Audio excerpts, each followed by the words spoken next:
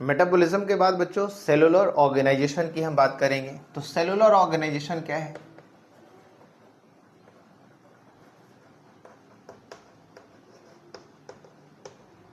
Cellular organisation क्या है? We know that कि जितने भी लिविंग ऑर्गेनिजम्स हैं, all living organisms are made up of cells. अगर लिविंग ऑर्गेनिज्म है तो ओके तो यहां पे देखना है कि क्या है, cell is the basic unit of life. हम लोग जानते हैं cell is the basic unit of life. अगर एक्सेप्शन की बात करें तो एक्सेप्शन हमें क्या मिलता है? एक्सेप्शन क्या मिलता है? वायरस के पास किसी तरह के कोई सेल्स नहीं होते हैं। ये एक ए सेलुलर स्ट्रक्चर है, इसके पास कोई सेलुलर एक्टिविटी नहीं चलती है सिवाय मल्टीप्लिकेशन के, डीएनए कॉपिंग के। और वो भी कौन करता है? तो होस्ट सेल पे डिपेंड होकर के, दूसरे सेल पे डिपेंड होकर के। तो वायरस क्या है? एक्सेप्शंस में आते हैं। वायरस क्या है? एक्सेप्शंस में आते हैं। इसके बाद देखा जाए अगर बच्चों यहाँ पे बात अगर करते हैं तो जितने भी काम हैं वो सारे के सारे काम कहाँ हो रहा है? प्रोटोप्लाज्म में हो रहा है। कहाँ काम हो रहा है? प्रोटोप्लाज्म। प्रोटोप्लाज्म। तो प्रोटोप्लाज्म अगर बात करेंगे, प्रोटोप्लाज्म की बात करेंगे, साइटोप्लाज्म की बात करेंगे, तो ये मेन पार्ट है। जो ये साइटोप्लाज्म है, प्रोटोप्लाज्म है, ये मेन पार्ट है जहाँ पे क्या होता है? सेल में फंक्शंस होते हैं, सेलुलर फंक्शंस। सेलुलर जो फंक्शंस है वो कहाँ होते हैं? प्रोटोप्लाज्म में होते हैं बच्चों। ये प्रोटोप्लाज्म है क्या? तो प्रोटोप्लाज्म की अगर हम बात करेंगे तो प्रोटोप्लाज्म में आता क्या है? प्रोटोप्लाज्म में क्या आता है इसके लिए अगर हम देखेंगे तो इसमें आता है साइटोप्लाज्म, साइटोप्लाज्म प्लस न्यूक्लियोप्लाज्म और न्यूक्लियस। साइटोप्लाज्म और न्यूक्लियोप्लाज्म को क्या कहते हैं? प्रोटोप्लाज्म कहते हैं। दोनों मिला के क्या बन रहा है? प्रोटोप्लाज्म बन रहा है। ओके अगर हम बात करते हैं कि less then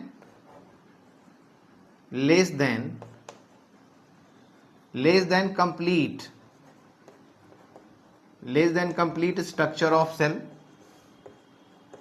complete structure of cell, life cannot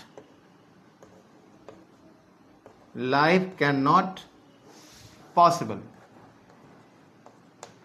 life cannot possible। तो कह रहा है कि अगर एक सेल कंप्लीटली जब तक नहीं बन रहा है लाइफ पॉसिबल नहीं हो सकता है। इसीलिए सेल क्या है? बेसिक यूनिट ऑफ लाइफ है। कम से कम सेल तक लेवल बन जाना चाहिए तभी कोई ऑर्गेनिज्म बन पाएगा।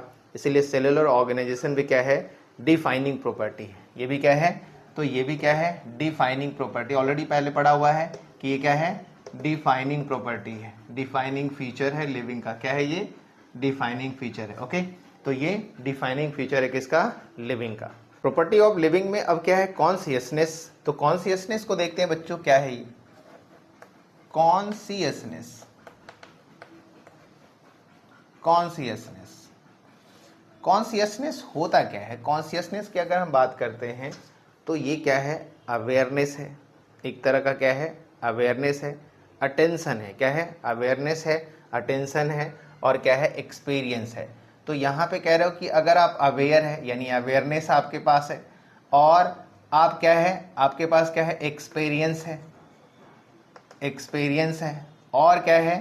तो और साथ साथ कह सकते क्या है? अटेंशन है। अवेयरनेस है, एक्सपीरियंस है और अटेंशन है। मतलब आप कह सकते हो कि आपके पास क्या है? कॉन्शियसनेस है। या आप कह सकते हैं कि कॉन्शियसनेस का मतलब स्टिमुलाई, यानी कह सकते हो स्टिमुलाई का मतलब ability to sense the environment, ability to sense the environment. यानी यहाँ पे बोला जा सकता है ability to sense the environment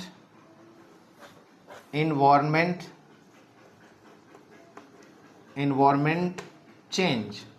अगर इन्वायरमेंट में कोई भी चेंज आ रहा है, बहुत ज़्यादा तेज़ धूप आ रही है या बहुत ज़्यादा हवा चल रही है या गर्मी आ रहा है या ठंड आ रहा है, तो इसके लिए आपको क्या हो रही है? आप अवेयर हो रहे हो, आप सेंस कर पा रहे हो, आपका बॉडी रिस्पॉन्स करवा रहा है। तो ये क्या है? एक कॉन्शियसनेस है, एक स्टिमुलाई शो करता है जो सिर्फ और सिर्फ लिविंग में मिलता है। वो चाहे वो प्लांट हो, यूनिसेलुलर हो, मल्टी सेलुलर हो, ये सारे के सारे लिविंग में ही मिलता है। कोई भी नॉन लिविंग रिस्पॉन्स नहीं करता है इन्वायरमेंट चेंज के लिए, कोई भी नॉन लिविंग रिस्पॉन्स नहीं करता। सिर्फ और सिर्फ कौन करते हैं? लिविंग ऑर्गेनिजम्स ही करते हैं। ये जो इन्वायरमेंटल चेंज है, ये जो इन्वायरमेंटल चेंज है यानी जो स्टिमुलाई है, ये हो सकते क्या है, फिजिकल हो सकते हैं। कैसे हो सकते हैं, फिजिकल हो सकते हैं, और ये क्या हो सकते हैं, बायोलॉजिकल भी हो सकते हैं, बायोलॉजिकल भी हो सकते हैं, और क्या हो सकते हैं, केमिकल भी हो सकते हैं, केमिकल भी हो सकते हैं। अगर हम फिजिकल की बात करें तो फिजिकल में क्या है, जैसे टच, अगर किसी ने टच किया तो भी एक कॉन्शियसनेस है। या बायोलॉजिकल की अगर हम बात करते हैं तो बायोलॉजिकल की अगर हम बात करें, मान लो कि पेन है, पेन हो रहा है, या मान लो किसी चीज़ को देखते हैं यानी विजन देखते हैं, तो ये एक बायोलॉजिकल चीज़ें हैं। या अगर केमिकल की बात करो तो फूड में जो टेस्ट है ये एक क्या है, केमिकल रिस्पॉन्स है, ये क्या है, केमिकल रिस्पॉन्स है। तो यहाँ पे जो कॉन्शियसनेस की बात है, कॉन्शियसनेस बेसिकली किस में आ रहा है, लिविंग ऑर्गेनिज्म में आता है, कोई नॉन लिविंग ऑर्गेनिज्म रिस्पॉन्स नहीं करता है।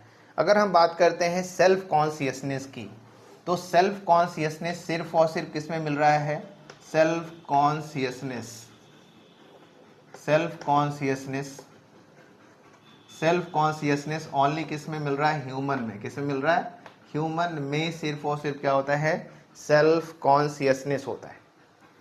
सेल्फ कॉन्शियसनेस सिर्फ किस में मिलता है, ह्यूमन बींग्स में ही सिर्फ सेल्फ कॉन्शियसनेस मिलती है। लेकिन अगर हम बात करते हैं कि पेशेंट है ना, पेशेंट है, ऐसा कोई पेशेंट है, ऐसा कोई पेशेंट है जो कहाँ है, कोमा में है ना, ऐसा कोई पेशेंट है जो कहाँ है, कोमा में है। या ऐसा कोई पेशेंट है जिसका क्या है, ब्रेन डेड है, ऐसा कोई पेशेंट है जिसका क्या है, ब्रेन डेड है।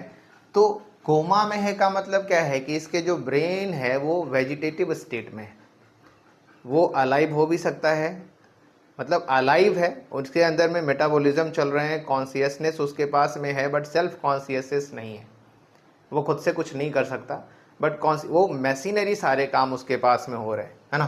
तो यहाँ पे कह सकते हैं कि ब्रेन, ब्रेन जो है वो वेजिटेटिव स्टेट में है, वेजिटेटिव स्टेट में है, यानी ये अभी भी क्या है, लिविंग कंडीशन में है। लेकिन अगर ब्रेन डेड हो चुका है, यानी ब्रेन सेल्स डेड हो गए, ब्रेन सेल्स डेड हैं, ब्रेन सेल्स अगर डेड है तो ऐसे में ये पर्सन क्या है, डेड हो चुका है, डाइड है, मर चुका है। तो ये कंडीशन बनते हैं कि पेशेंट जिसके पास में सेल्फ कॉन्शियसनेस है या नहीं है।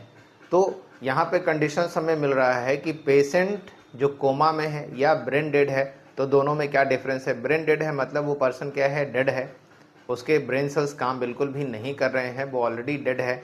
लेकिन अगर कोमा में है तो जो उसका ब्रेन है वो वेजिटेटिव स्टेट में है, यानी अभी भी वो क्या है, लिविंग कंडीशन में है, बट सपोर्टेड बाई मशीन है, वो सपोर्टेड बाई मशीन है।